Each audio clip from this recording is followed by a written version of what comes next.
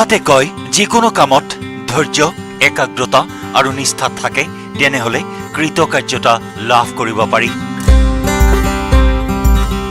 তেনে এগৰাকী যুৱকৰ সফলতাৰ কাহিনী।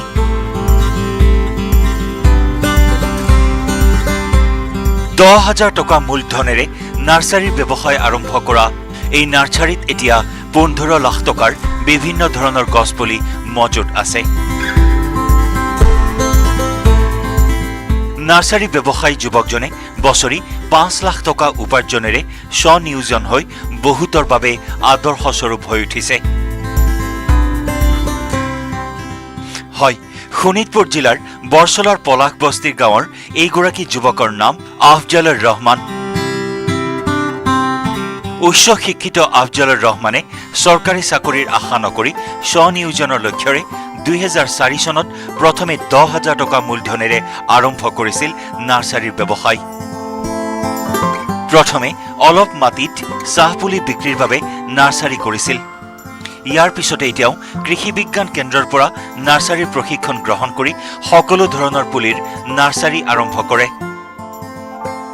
আফজলৰ নাৰ্চাৰীত উন্নত মানদণ্ডৰ বিভিন্ন প্ৰকাৰৰ মূল্যৱান গছপুলি, ফল ফুলৰ পুলি, চাহপুলি, তামোল, নাৰিকল, মোমাই তামুলী, ভোট জলকীয়াকে ধৰি প্ৰায়বোৰ পুলিয়েই ইয়াত পোৱা যায়।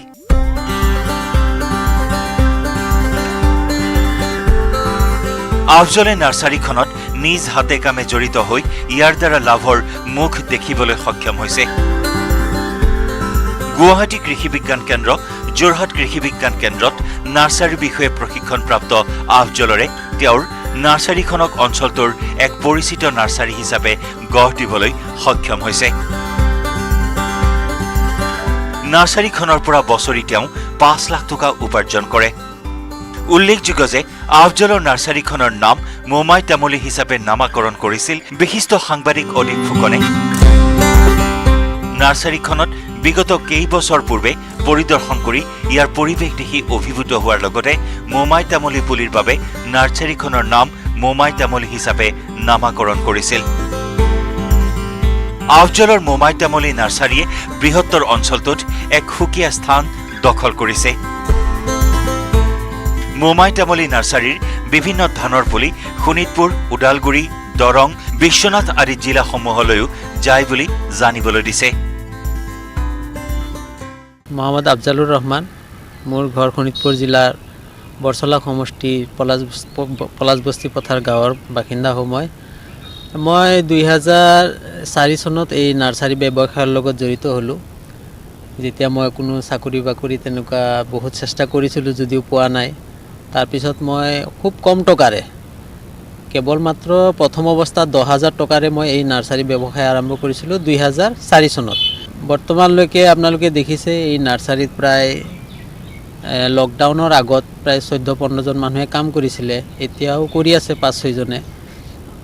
আৰু এই নাৰ্চাৰীত বিশেষকৈ আপোনাৰ হৰ্টিকালচাৰৰ যে চিডলেছ লিচি, বম্বেয়া লিচি, তেজপুৰ লিচি, এইবিলাক বিভিন্ন ভাল ধৰণৰ লেচু পুলি পোৱা যায়। নাৰ্চাৰী ব্যৱসায়ত যুৱকজনে বছৰি 5 লাখ টকা উপাৰ্জন কৰি আত্মনিৰ্ভৰশীল হোৱাৰ লগতে ইয়াত 20 জন লোকক সংস্থাপন দিবলৈ সক্ষম হৈছে। চৰকাৰী চাকৰিৰ আশাত বহি নাথাকি নাৰ্চাৰী ব্যৱসায়ত লাভৰ মুখ দেখিছে যুৱকজনে। কৰ্ম সংস্থাপনৰ বাবে হাহাকাৰ কৰা বহু যুৱক যুৱতীৰ বাবে এই যুৱকজন এতিয়া আদৰ্শস্বৰূপ হৈ উঠিছে। নাৰ্চাৰীৰ ব্যৱসায় সম্প্ৰতি এক লাভজনক ব্যৱসায় বুলি উল্লেখ কৰে আফজলৰে। ইপিনে কোভিড পৰিস্থিতিয়ে নাৰ্চাৰী ব্যৱসায়তো প্ৰভাৱ পেলাইছে বুলি যুৱকজনে জানিবলৈ দিয়ে। কোভিড পৰিস্থিতিৰ বাবে উপাৰ্জনৰ পৰিমাণ যথেষ্ট হ্ৰাস পাইছে যদিও হতাশ নহৈ উদ্যমেৰে নাৰ্চাৰী ব্যৱসায়ত নিয়োজিত হৈছে আফজলুৰ ৰহমান।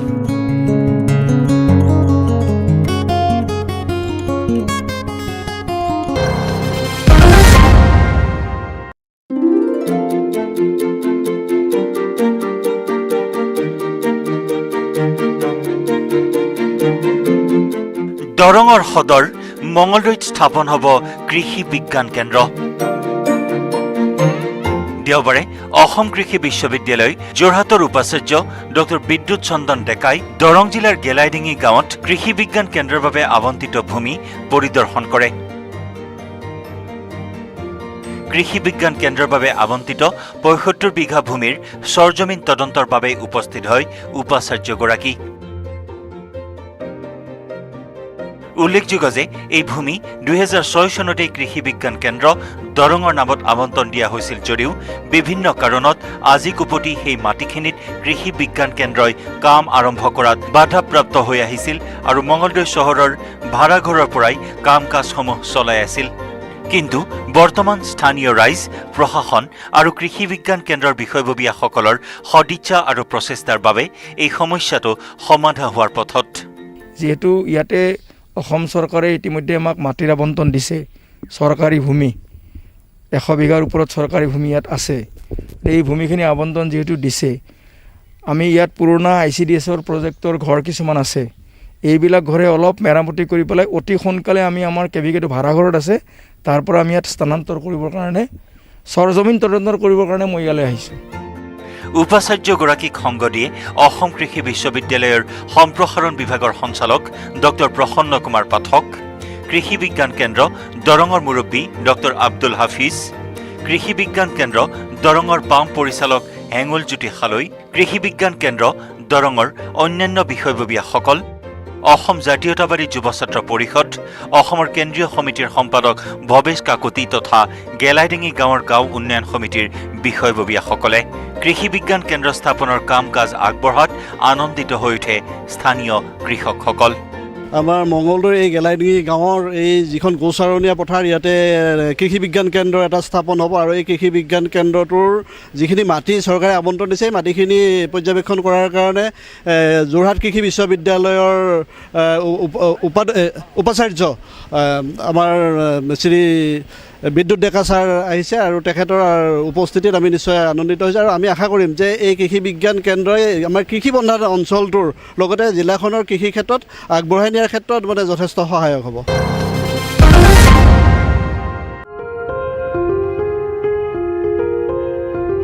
মায়ঙৰ কাছশিলাত শিহুৰ জলকেলি।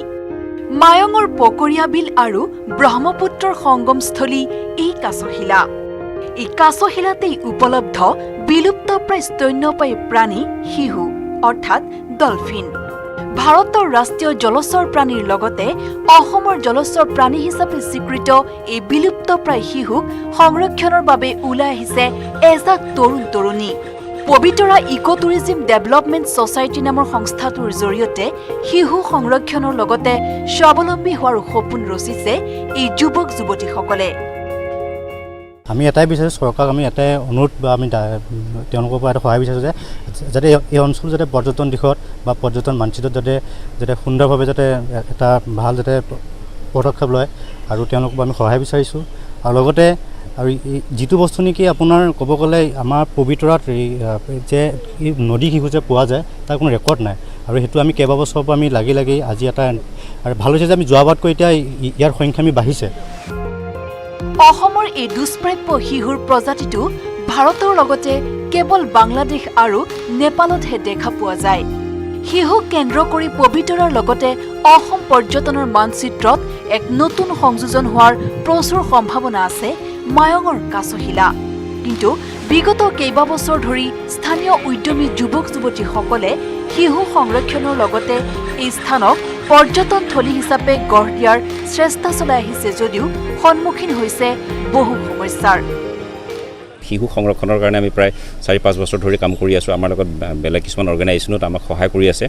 অঞ্চলটো চাফ চিকুণ বা পৰ্যটক আহিলে কেনেদৰে ক'ত ব্যৱস্থা হ'ব, বিশেষ ক'ত বহিব বা কেনেকৈ চাব, অকণমান গাইড, সেই গোটেইখিনি কাম আমি কৰি আছোঁ। আমাৰ যিটো অৰ্গেনাইজেশ্যন আছে, অৰ্গেনাইজেশ্যনৰ থ্ৰু দি আমি এই স্থানটোক আচলতে পৰ্যটকৰ এক সুন্দৰ স্থলী হিচাপে গঢ়ি তুলিবৰ কাৰণে আমি চেষ্টা কৰি আছোঁ।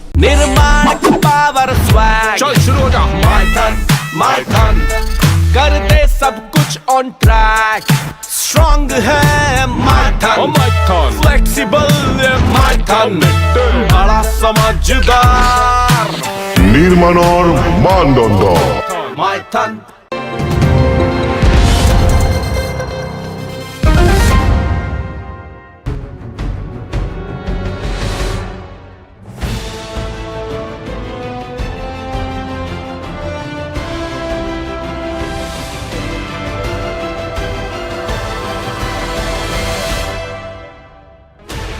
16 channels, 15 languages, 26 states, 1,200 plus reporters, 66.9 crore viewers. India's largest news network, News 18 Network.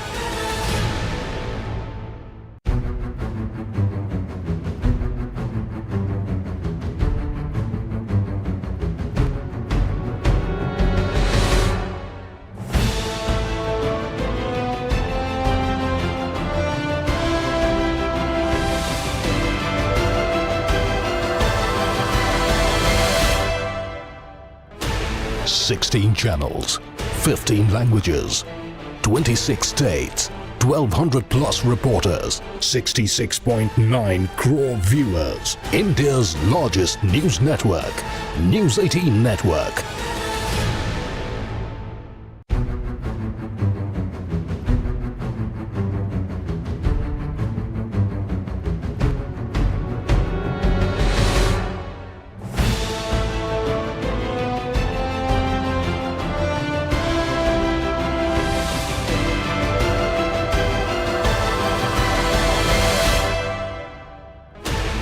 Sixteen channels, 15 languages, 26 states, 1,200 plus reporters, 66.9 crore viewers. India's largest news network, News 18 Network.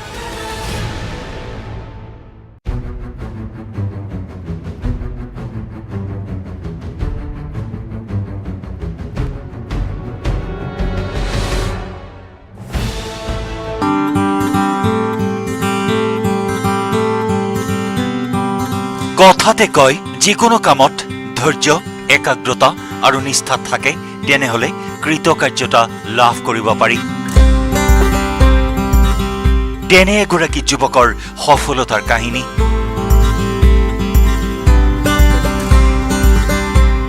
10,000 টকা মূলধনেৰে নাৰ্সাৰীৰ ব্যৱসায় আৰম্ভ কৰা এই নাৰ্সাৰীত এতিয়া 15 লাখ টকাৰ বিভিন্ন ধৰণৰ গছপুলি মজুত আছে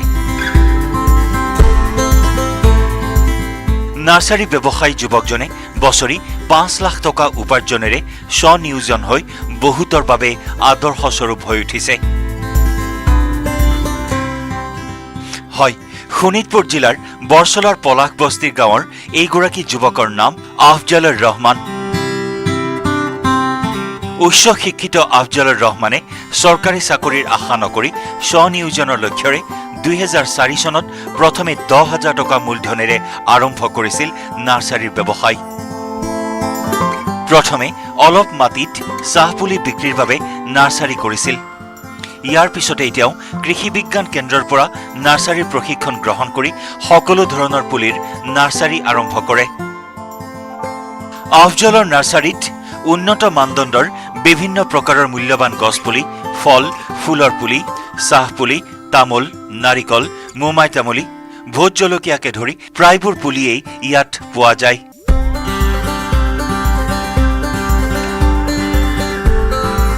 আফজলে নাৰ্সাৰীখনত নিজ হাতে কামে জড়িত হৈ ইয়াৰ দ্বাৰা লাভৰ মুখ দেখিবলৈ সক্ষম হৈছে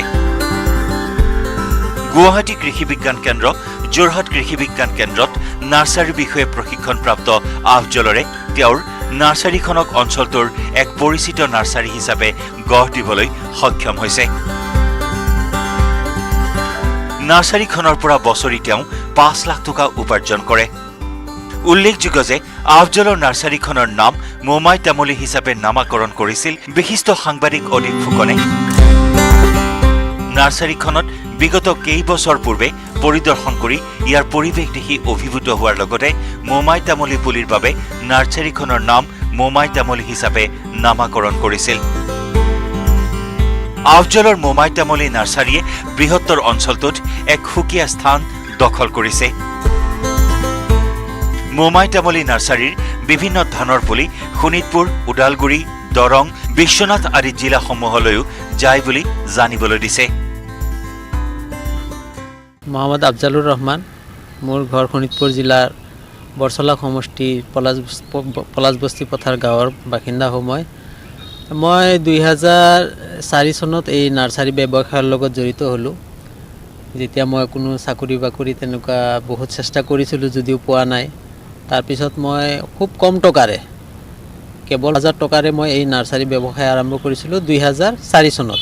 বৰ্তমানলৈকে আপোনালোকে দেখিছে এই নাৰ্চাৰীত প্ৰায় লকডাউনৰ আগত প্ৰায় 14-15 জন মানুহে কাম কৰিছিলে, এতিয়াও কৰি আছে 5-6 জনে। আৰু এই নাৰ্চাৰীত বিশেষকৈ আপোনাৰ হৰ্টিকালচাৰৰ যে সিডলেছ লিচি, বম্বেয়া লিচি, তেজপুৰ লিচি এইবিলাক বিভিন্ন ভাল ধৰণৰ লেচু পুলি পোৱা যায়। নাৰ্চাৰী ব্যৱসায়ত যুৱকজনে বছৰি 5 লাখ টকা উপাৰ্জন কৰি আত্মনিৰ্ভৰশীল হোৱাৰ লগতে ইয়াত 20 জন লোকক সংস্থাপন দিবলৈ সক্ষম হৈছে। চৰকাৰী চাকৰিৰ আশাত বহি নাথাকি নাৰ্চাৰী ব্যৱসায়ত লাভৰ মুখ দেখিছে যুৱকজনে। কৰ্মসংস্থাপনৰ বাবে হাহাকাৰ কৰা বহু যুৱক যুৱতীৰ বাবে এই যুৱকজন এতিয়া আদৰ্শস্বৰূপ হৈ উঠিছে। নাৰ্চাৰীৰ ব্যৱসায় সম্প্ৰতি এক লাভজনক ব্যৱসায় বুলি উল্লেখ কৰে আফজলৰে। ইপিনে কোভিড পৰিস্থিতিয়ে নাৰ্চাৰী ব্যৱসায়তো প্ৰভাৱ পেলাইছে বুলি যুৱকজনে জানিবলৈ দিয়ে। কোভিড পৰিস্থিতিৰ বাবে উপাৰ্জনৰ পৰিমাণ যথেষ্ট হ্ৰাস পাইছে যদিও হতাশ নহৈ উদ্যমেৰে নাৰ্চাৰী ব্যৱসায়ত নিয়োজিত হৈছে আফজলৰ ৰহমান।